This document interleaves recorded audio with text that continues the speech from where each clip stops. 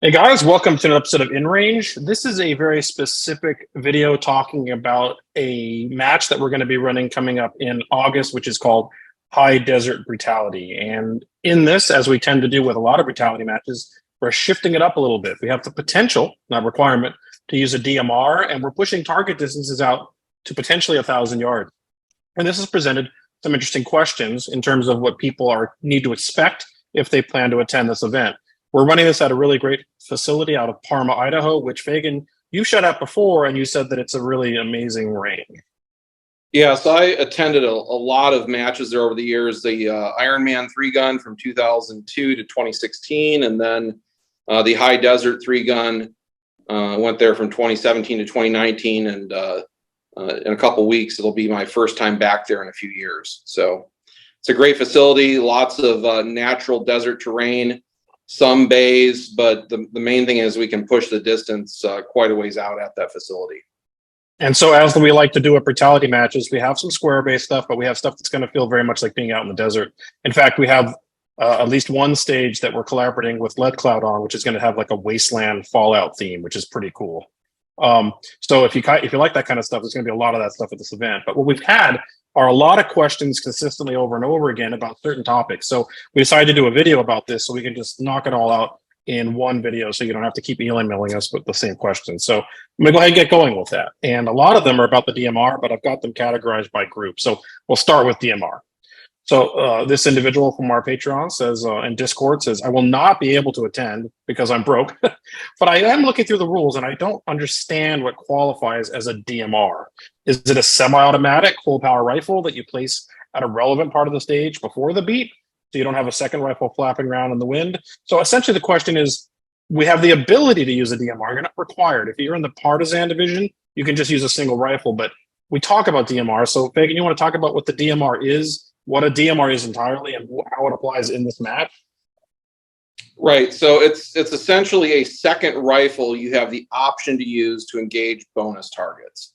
Your primary rifle, except in Iron Sight division, can be used to engage all these bonus targets if you choose to. And in fact, some divisions you only have one rifle, you don't have a DMR. And if you're going to engage those bonus targets, you have to use the same rifle for everything. But for our purposes, it doesn't matter what caliber it is. It doesn't matter what action is, whether it's bolt action or semi-auto. It's just a separate gun from your primary rifle that you're engaging all mandatory targets with that does not have any equipment restrictions placed upon it. So you can have any range of magnification on it you want. You can have a bipod on it. You can have a sandbag attached to it. It's just all the supporting equipment has to be attached to the gun. And the stages will generally be set up so that you're either using it at the beginning of the stage or the end of the stage. We're not really going to require people to carry the DMR in addition to carrying their primary rifle throughout stages. So when I think of a DMR, I typically think of something probably in a, quote, battle rifle cartridge, 308, 6.5 Creedmoor, 30-06, all those, gosh, whatever is in that realm. And I usually think of it as you described, a bolt action or semi-automatic precision rifle, for lack of a better term, probably with a bipod, probably with some form of fixed or higher end magnification on LPVO that's designed around a cartridge capable of engaging targets reliably past 500 yards. So we're going to have targets past 500 yards, between the 600 and 1,000 yard range. And if you are in a division and you don't use a DMR, as you said, Fagan, if you wish to engage those bonus targets, you could do so with your regular rifle, right? Yeah, you can attempt to. Now, whether or not it's a good idea to is a different story. Some people are saying they're going to use their 5.56 rifle of 77 grain bullets to engage as many targets as possible. How realistic that is, I guess we'll find out in August. Myself, I'm going to be using the Ruger Precision Rifle in 6.5 with a 5-25 scope on it for my DMR. Some people are using AR-10s in 308 or 6.5 Creedmoor with 1-10s on them, or 2-10s, that kind of stuff. So there is no established meta for what is the best configuration of DMR to use at this match yet, because it's the first time we've done it. But the point is, you don't have to use the DMR. But if you're in a division that allows you to use the DMR, which is most of them, you can bring one and then augment your ability to shoot those bonus targets only with that dedicated rifle. So in that regard, this kind of leverages that. It says average target engagement for the rifle and DMR targets. Should rifles be set up for what? 200 to 500 for rifle and 600 to 1,000 yards in DMR? And that's kind of right. So like your normal rifle, let's say you're in Armored plus P and you've got an AR-15 as your primary with a red dot on it and a magnifier, and your DMR is a bolt action Ruger precision rifle. You would use your primary rifle for targets anywhere from 25 yards if they're paper to 500 yards. And then the bonus targets, which are beyond 500 yards, 600 to 1,000, would be for the DMR. Correct? Correct. And that's not to say we might not have some tinier targets closer in for the DMR, or say a spinner at 300 yards for the DMR. But most of the DMR targets are going to be 600 plus, and your rifle targets are going to be, I'd say on average, from 50 minimum safe distance for steel to 500, with most of those targets being clustered at 100 to 300 yards. But the important thing to remember is that the targets that are for the DMR rifle are bonus targets and are specifically dedicated or are designated in the stage description as DMR targets. Yes, and to be clear, DMR can only be used on DMR targets. You cannot use your DMR to engage other rifle targets that are mandatory rifle targets. Fair. So here's a good one. If there are 1,000-yard DMR targets, how big will a 1,000-yard DMR target be? What I've seen for most of these, we'll be using like full-size IPSC silhouettes or substantially large squares that are like 24 inches across. So they will be pretty generous, although 1,000 yards, a generous target, still doesn't matter. It's still 1,000 yards. So yeah, but they'll be large. They'll be a minimum of full-size IDPA target, probably larger in some instances.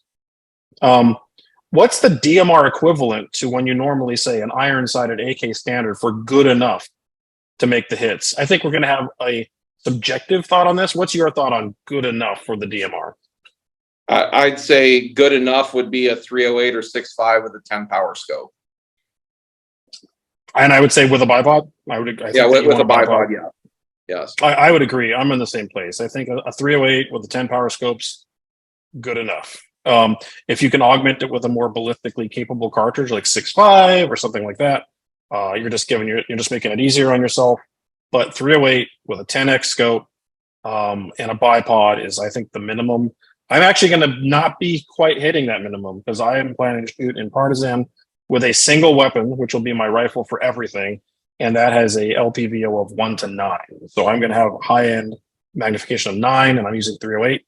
But I'm going to do what I can. And remember, those 1,000-yard targets do not have to be hit. So if I can hit the 900 and can't hit the 1,000, then I don't hit it. Let's go on to the next section of gear. I just got an entry-level 308 AR that I hope to take to the match. Can you recommend a budget-friendly optic setup that would perform acceptably and be worth the money? So I'm thinking something better than a Strike Eagle. Open to both an LPVO or something like 2 to 10 plus a dot. So what are your thoughts? It sounds like this person's trying to use this for their main and only gun. So what would you recommend on the optic side that wouldn't break the bank? I'd look at the Vortex Viper line or the SIG MSR line. They're both in that like 450 to 650 price range, and there's a number of different magnifications available within it.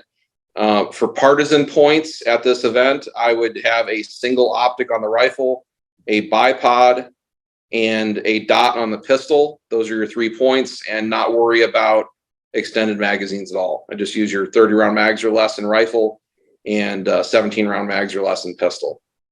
And I would agree that if you're going to put a single optic of an LPVO on there, I would not waste points on a dot to augment that for the close-in targets, because I would go with an LPVO that has a 1X at the bottom and use the 1X for the closer targets. What clothing do you recommend to balance not getting sunburnt but also not getting cooked alive? This one is interesting because so many people think about, especially in desert environments, of trying to stay cool by putting on less. but I actually frequently recommend putting on more lightweight, breathable fabrics, wicking type shirts. But you definitely want, in my opinion, you definitely want something that covers all the way down your arms and things that cover all the way down your legs. Essentially, you want less sun to touch your skin, the least amount of sun to touch your skin possible with clothing that is light and airy. Um, I think that we're on the same page on that, isn't that? What do you think?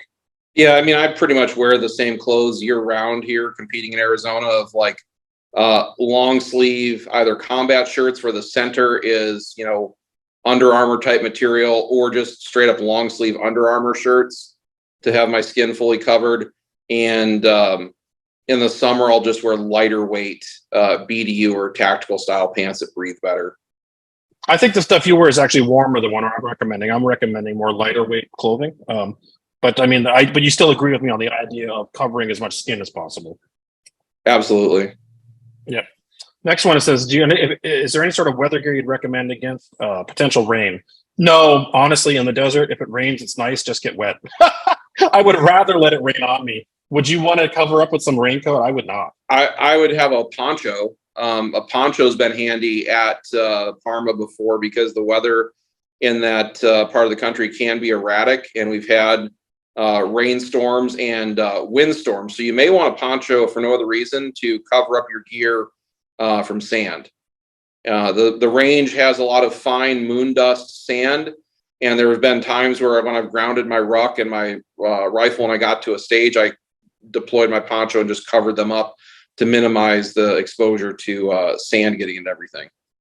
That makes sense. All right, this next section is about distance and targets, which a lot of people are concerned about. This question is, with the match seemingly being more focused on long-range precision shooting, what sort of stages should we expect to see? Now, I'm going to augment this. I don't know that I would say that this match is focused on long-range or precision. I would say that we're including some of that because we have a range that allows us to do that. Do you agree with that statement? Yeah, and it's one of the few times we've had where we've been able to use rifles as really rifles. Shooting out to 400 or 500 yards with a regular service rifle isn't that extreme. We do it pretty regularly at the ranges in Arizona where we have the distance to do so. So I think it's just a matter of, like, most people are used to their home range having 100 or 200 yard bays tops, where now we have the space to shoot at further distances, and we're going to make. I mean, for that matter, at Woodland we pushed out to 400, on one stage. So the reality is, if you're good with irons and the size of the targets we're going to put out, you should reliably, as long as weather and light conditions make it possible, even with irons, you should be able to hit a 400 or 500 yard target. So this is not meant to be a sniper match or a sniper challenge. I think that's when people saw DMR, they immediately assumed that this is like a precision match. We are going to have rifle targets at rifle ranges that we have the ability to put them at, but this is not a sniper match. And so that's why the DMR specific targets are bonus. So if you want to shoot this match without engaging the stuff at 800 yards, you can just not engage the stuff at 800 yards. This is not meant to be a precision match. We're just going to have targets further than we normally do because we can. On that note, with rifle targets, not the DMR targets, out to as far as 500, how much of the match will include that sort of distance? So since we can push the rifle targets alone out to 500, do you have an idea, like when we're talking about percentage, like what's the percentage of targets that might be DMR, and what's the percentage of targets that'll be at the 400, 500 yard range for the rifles? So for DMR, we're thinking of having available 20 to 30 shots across 8 stages for people to engage. How that works out to be determined. Part of us going up to High Desert 3 Gun in a couple of weeks is we're going to start planning out where we're going to put each of our stage concepts and which areas make the most sense to locate some of these targets. So some of that's to be determined, but our goal is to have 20 to 30 shots if you want to take them with the DMR. Our goal for mandatory rifle rounds, and keep in mind that we do use some caliber-based metrics on closer stuff, is going to be somewhere between 100 to 150 shots required for your regular rifle. Of those shots, I think probably 5 to 10% of them will be at 400 to 500 yards. Probably about a third of them will be, say, 50-ish yards, and the rest will be somewhere in the middle between those two. Yep. All right. So this one kind of confused me because I think that I don't quite understand what they're coming at, but I think it's a question worth asking because it was asked. This came up in discussion after Desert Brutality 2022. But what do you think? And this is really relevant to you because it talks about Trooper. What do you think about a Trooper subcategory? With Troopers scored in their division as normal, carrying their ammo, their pack, and camping like Nightmare, but without separate scoring, just a chance to have the experience of doing the other divisions, or people would struggle with the increased difficulty of Nightmare. Oh, I see. I get this. So Nightmare is Nightmare. And I don't recommend that for anyone, frankly, but people seem to want to punish themselves. But like Trooper isn't Nightmare per se, but Nightmare has Trooper elements in it. So what they're asking is, would you ever want to jam Trooper in the middle between the two? The thing I saw at Desert Brutality 2022 is that having Trooper as a separate division, so we had like Armored Trooper, Partisan Trooper, etc., just diluted the core divisions. And I'm not sure that running it as a category has the same level of interest. Now, I am planning something for 2024 in one of our matches for Trooper as a standalone division, because that would be the 20th anniversary of the first match that I ran Trooper Division at. So I want to do it specifically for an event where I think it has a merit. I don't want to try to cram it into high Desert Brutality at this point with the match, about 60% full. On that note, I don't know that the audience necessarily knows that. You're the one that developed Trooper as a division, and it became pretty popular in a lot of matches. It was popular for a while, and like some of the matches do still run it. But I think armored divisions have kind of supplanted it in a lot of ways. Armor was not nearly as common in 2004 as it is now. If I was making Trooper Division rules now, it would essentially be armored plus P. So in my mind, even though I was one of the two people that created Trooper Division almost 20 years ago, armored and armored plus P divisions have kind of taken its logical place in a lot of ways. Kind of supplanted it, yeah. And Nightmare's just taken it to a whole nother level of horror. Nightmare is like armored and Trooper combined plus even worse stuff. Yeah. All right. So, will there be any way to determine wind at the match for the longer range targets, or can shooters bring any gear they want to do that? So, in regards to this, we haven't had this be a concern. So we haven't pushed targets out as far as we have in the past. So in regards to people using gear for like range estimation, RIN reading, like a Kestrel or something like that, I don't think we have any restrictions on that as long as they carry it with them through the entire event, right? Well, the other thing is we specifically allow coaching too. So your spotter is essentially your coach on that portion of the stage, whether it's the RO calling the hits for you, because our ROs are going to have spotting scope and they will be helping you with wind calls if you want it. But conversely, bad coaching is a grounds for a reshoot. So I don't think it really matters if someone else is lasing targets or using a wind meter or whatever while someone else is shooting the stage. You're going to be eating up time. Our power times are 240 seconds at this match. And if you spend too much time on precision rifle bonuses or DMR rifle bonuses, you're going to run out of time to do all the mandatory stuff. I don't disagree with any of that, but before you're up to shoot, you might want to necessarily make a wind call before you get behind the rifle when the buzzer goes off. So if somebody wants to bring like a Kestrel or let's say a spotting scope even, are they allowed to do that, or do they have to carry that with them through the entire event if they had it with them? That's a good question. How do you want to rule on that? I mean, because my inclination is it's part of their DMR package, and we're not making them carry their DMR through every stage. So I think on this one, I don't think that I would say that my thought on it is I don't think it matters. If you want to bring a spotting scope or a Kestrel or wind reading device, I think that you're right. I think we would leave it with the DMR gear. So for those that don't know this, and by the way, if you brought a spotting scope just to like watch the stage from the squatting area, that might be kind of fun too. But for those of you that don't know how to use a spotting scope for wind reading, if you unfocus, if you focus on 1,000 yards and then bring the focus out so that it's kind of blurry, you can actually focus on the mirage coming off the ground. And that's the best way to do a wind call. So if you know how to do that, I don't know. My thought is if someone wants to bring a spotting scope or a Kestrel, I don't think we should stop them. Yeah, I don't think it really matters. Another thing particular to this range is because there is so much sand and dust in the impact area, you'll often be able to see the splash and how fast the dust blows away to help you call wind as well. Yeah, so send the round, watch the splash, and then watch where the dust goes, and then adjust accordingly, right? That's probably going to be your best methodology in terms of time when the clock is running. Can a compact PCC be used as your handgun in Outlaw, or is it strictly necessary that the handgun must be something that you can actually holster? The problem with that comes down to stage design, where how are you going to actually carry this thing and your regular rifle at the same time?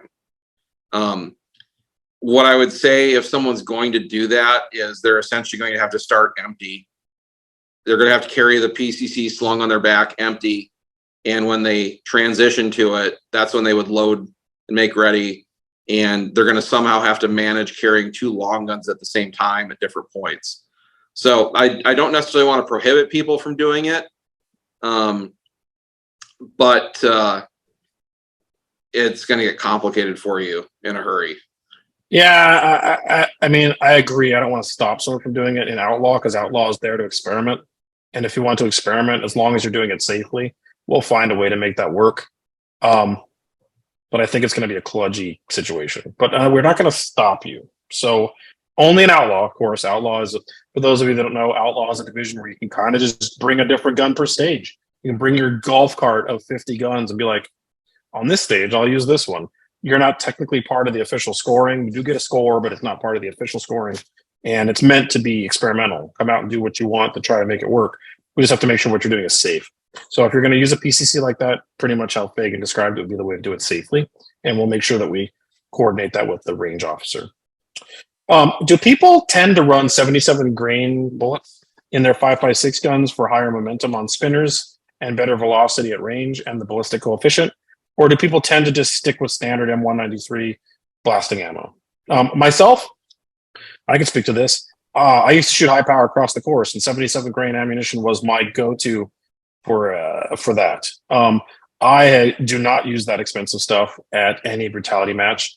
I will, if I were to be running a 5.56 gun at this match, I don't think I would bother. You do have a better ballistic coefficient, but you're going to spend a lot of money.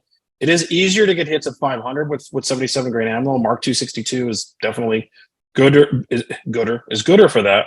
But you could do it with 55 grain as well. And I just don't think it's worth the extra nonsense to deal with it. What are your thoughts? Given the size of the targets we're engaging, I don't think it's worth it to, have 77 grain ammo.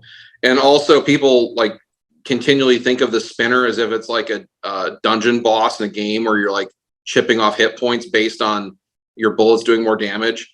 When I've shot 55 versus 77 grain on the same spinner at the same distance, like at most it's one shot difference.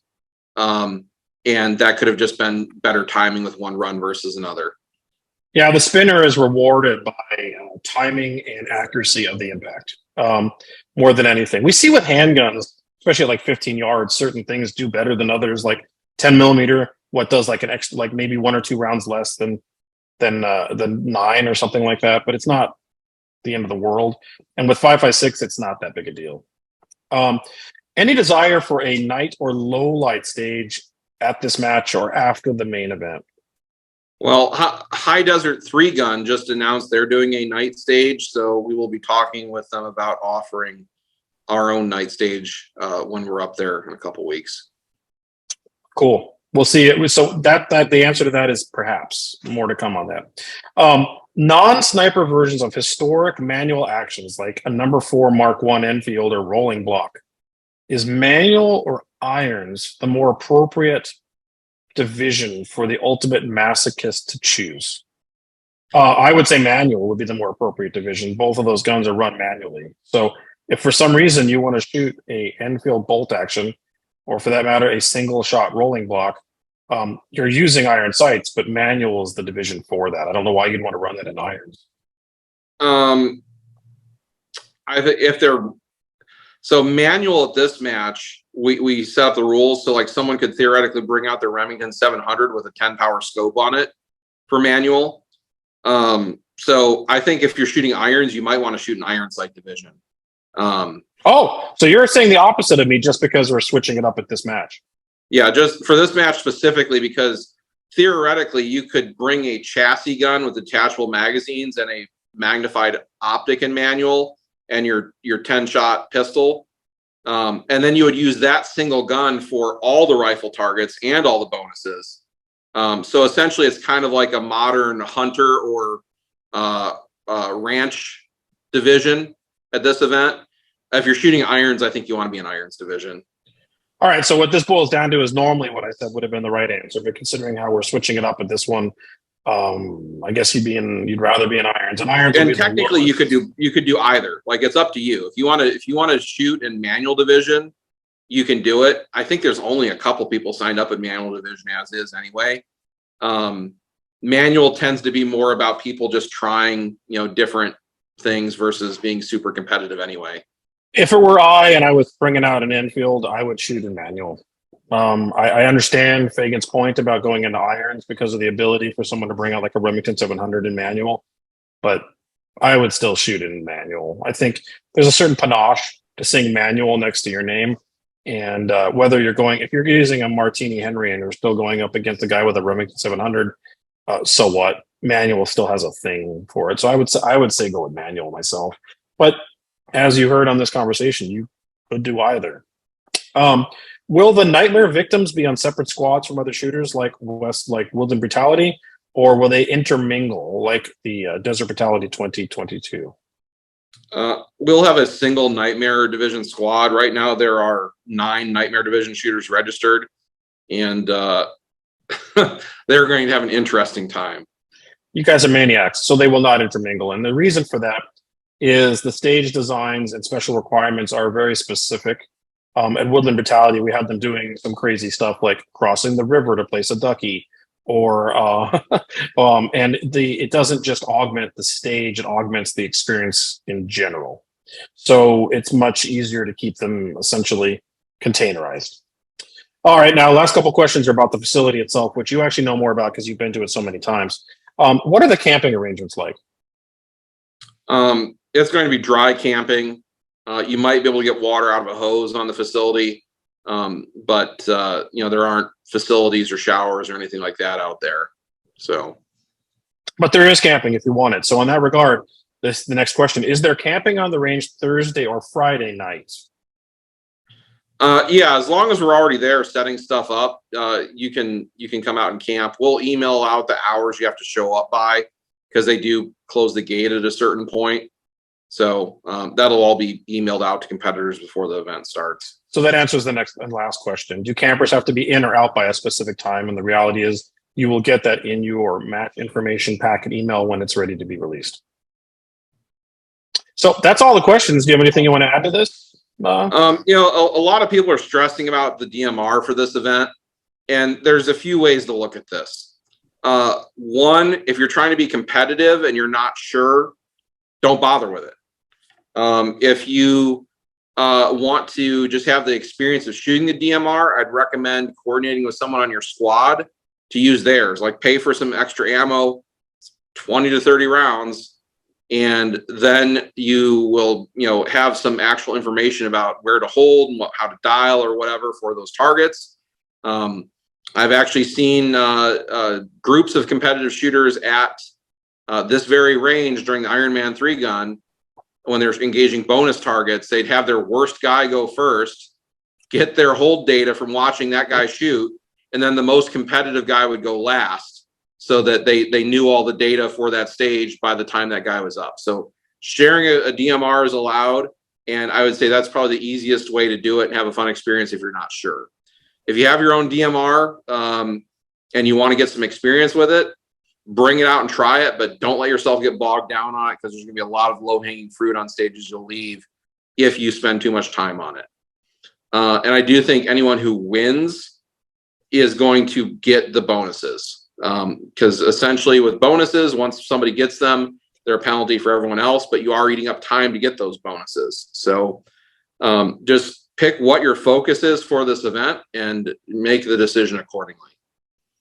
Yeah, I think you're right on all those accounts. So this is like when we have a facility like where we're running this at, not putting targets at range and having the ability, if you want to use a DMR, just seems like a criminal thing to leave off the plate of the match design. So we had to do it. It was like, you're compelled, like you have the ability to have targets at 1,000 yards. Why would we not do this? So the point is, you don't have to do it. You don't have to bring out a DMR. If you want to, you can use someone else's DMR, just collaborate with people on the Discord or whoever else. Say, hey, can I work with you and use your DMR and get some practice shooting at range you probably never ever get to shoot at before. If you have a DMR, bring it out and get practice that you probably don't get to have very often. And if you don't have one, don't want to bother with it, don't have the money for it, whatever, just don't. And you could still shoot the event. It's not required. It's just a cool opportunity. So and I think people will still be able to place well without getting those bonuses. But serious people who want to win are going to get them. There's going to be a lot of competent people who still place, in the top 20% who don't get them. So don't stress about it too much if you don't have experience with that and don't know what you're doing. Yeah, it will not make or break your ability to have a good time and shoot a good score at this match. It does not. It's an opportunity to do something you normally don't get to do, and it is not a precision match, even though there are some precision targets intermixed. So that's the thing. I think that's the difference. There's precision matches, and then what we're doing has some precision mixed in, but it's not a precision focused match. Those are different things. So hopefully this addressed the questions or concerns or thoughts or just even like gee whiz stuff about High Desert Brutality and the divisions thereof. And if you've been on the fence about joining us out there, you can sign up by going to brutalitymatches.org, clicking the link and going to Patreon. And we hope to see you there because it's going to be an awesome event. I know the facility is amazing. The stage designs are amazing. I already mentioned we have like a wasteland theme stage, which is the one I'm really excited about. And the ability to shoot rifles at rifle distances at a brutality match with all the things that brutality brings to the table is going to be a really great opportunity. So hopefully you can make it, and we hope to see you there. And thanks for watching.